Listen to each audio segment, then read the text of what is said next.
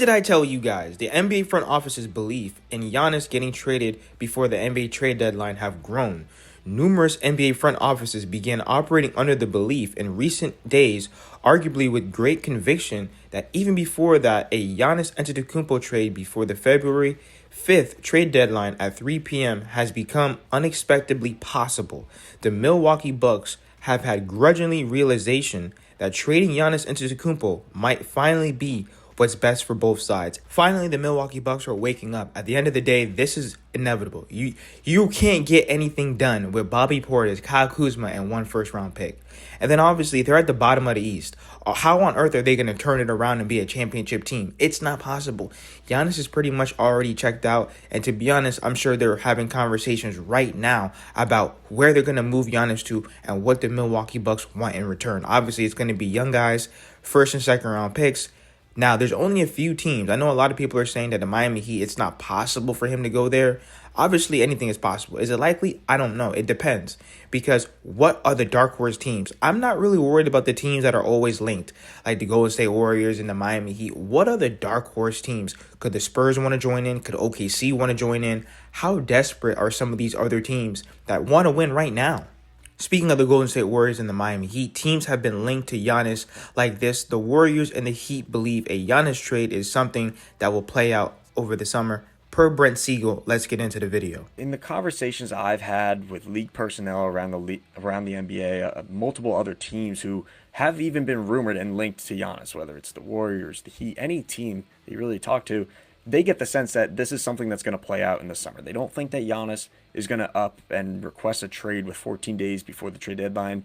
He has made it very clear that he wants to remain there, and whether or not he actually does, he doesn't want to leave them in a bad spot. And I think that the image of him being painted as the villain is something that he is concerned about. And I think that that's why he continues to say that he wants to stay in Milwaukee, and he's giving them the benefit of the doubt to fix things. But when you just look at their assets, they don't have anything to really improve this roster right now. You got Kyle Kuzma, Bobby Portis, and that 2031 draft pick like we've talked about multiple times on this show. It's just not enough in such a bear market to go out and get an impact player that can turn things around this season. I mean, I'd watch them in full last night. I watched that entire... We won't have a final answer until we see that big Shams bomb where we see that Giannis Antetokounmpo and the Milwaukee Bucks have separated and there's going to be a trade underway. Until then, it's all speculation. It's either now before the February 5th trade deadline, or this can go into the summer. But obviously, if it does go into the summer, a lot more teams will be in the hunt for Giannis because they'll have a little bit more flexibility. Spoelstra is really proving himself to be a hypocrite, because why doesn't he have the same energy that he has for Khalil Ware when it comes to Nikola Jovic? So Erik Spoelstra on Nikola Jovic's struggles. Yeah, he'll be fine. Every player goes through some pockets of a season where it's not going exactly how you want to. I think these are big opportunities for growth. When you face it, you embrace it, and then eventually you overcome it, gain a lot of confidence, from that. He'll be just fine. Saying that he'll be fine and, he's going to have opportunities for growth and all this stuff, why aren't you throwing him under the bus? Why aren't you accusing him of playing bad on purpose? Because I'm telling you right now, what I've seen from Nikola Jovic, I know he had a great game versus Utah, but that doesn't mean anything to me. I have to see consistency. The NBA is about what have you done for me lately? How are you helping your team winning? And how are you going to impact on both ends of the floor?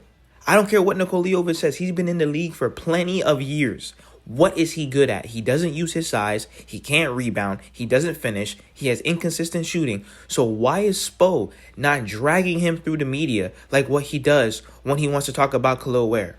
And then people are going to say, oh, but you have to coach people differently. You guys don't understand. Erik Spoelstra damn near accused Khalil Ware of playing bad on purpose, plundering the team because he's not getting the minutes that he wants.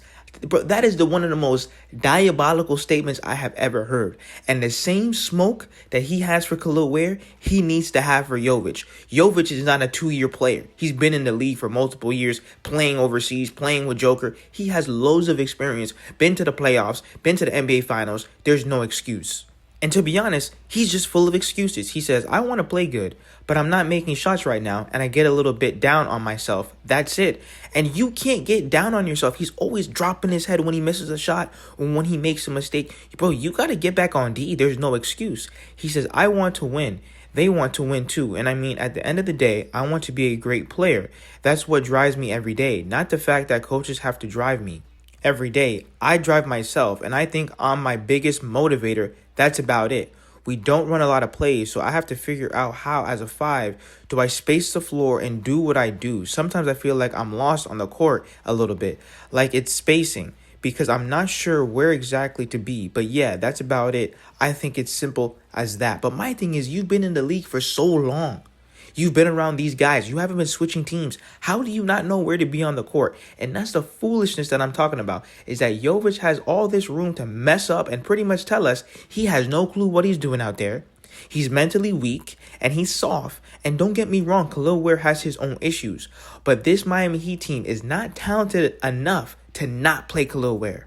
Speaking of talent, the Miami Heat have to look into the Jamorant situation. The reason why I say that is, if Giannis doesn't ask out, or if we don't get Giannis, what is going to be the answer then? Oh, we're going to wait for Anthony Edwards? How long are we going to wait and wait and wait? We waited for Donovan Mitchell, we waited for Damian Lillard and Kevin Durant and all these other guys that we didn't end up getting. All I'm saying is the Miami Heat have no reason to say that we don't want a 26-year-old top 20 player in the NBA. I'm sorry, I understand he has injury concerns and the off-the-court issues, but if you're telling me that we can get him at a very, very low price, a very low risk, high reward, that is exactly what the Miami Heat need to look into. Now let's listen to what Mike Scotto had to say about Jamorant being linked to the Miami Heat. Couple thoughts, brother. When Jamorant said that, he wanted to stay in Memphis, there had been talk for months around the league that Jamorant wanted to go to Miami at a certain point. Obviously, he was frustrated with not getting a contract extension, frustrated clearly with Coach Isolo for a little bit, and that was part of the reason that he got suspended for conduct detrimental to the team. So I think that was something you had to look at there. And look, I'm sure in an ideal world, maybe he, wanted to stay in Memphis, but the contract extension didn't come either. He hasn't been available. He needs to be available more, and he needed to play better. His drives have been significantly down over the past 2 years. His field goal percentage at the rim, beyond the arc, significantly down. That has to improve. He does not look like a guy that you build around, let alone Per CBS Sports, if Giannis is off the table, this could be an example of directionless team and a directionless player waiting at a mutual beneficial moment. The Miami Heat needs someone with Morant's talent. Morant needs a sort of an environment that he can provide. It would take some time for them to figure out the roster and the scheme, but Morant is just 26 years old and they'd have the time to figure it out. And that's what I'm talking about. I really don't see how you have a Tyler Hero and Jamorant backcourt, only because that's a terrible defensive backcourt. But the Miami Heat need to figure this out. Are they going to trade Wiggins? Are they going to trade Powell? That's 2 first-round picks. Could you go get Jonathan Kuminga for a first-round pick? There's a lot of different avenues.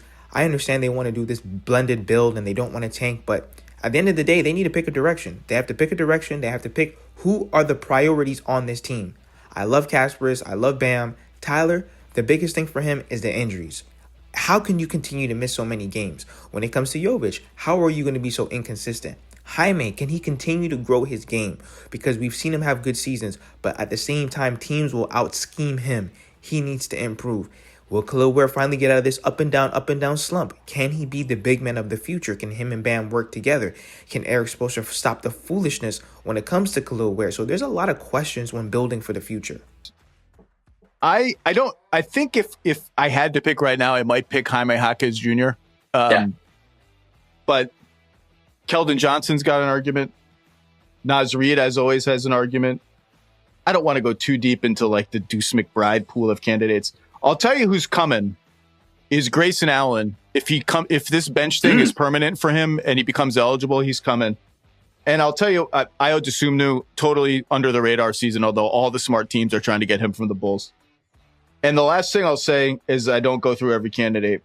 AJ Mitchell's got a chance to be 6th man of the year and most improved player in the same season, which I'm not sure if that's ever happened before. But I'll have to do a deep dive on this another day because we got Baxter home. I absolutely think that Jaime Jaquez Jr. is the 6th man of the year. Without him, to be honest, this Miami Heat team would definitely be lost. I think a lot of people, they've underestimated his value this season. The only thing I'll say is he has to improve on the jump shot, the mid-range, the three-point shot, the fadeaway. These are the things that you need as a functional NBA player. If you can't shoot, you are screwed in the NBA, especially at a three. I think his defense has been great. His playmaking has been phenomenal in terms of when he's going and driving in there, he's able to kick it out to the shooter. That was one of my biggest gripes with him, especially to start the season. Yeah, you're cooking and you're attacking the rim and getting to the free throw line, but can you find that read? Can you make that open play? Can you make the open pass, I should say?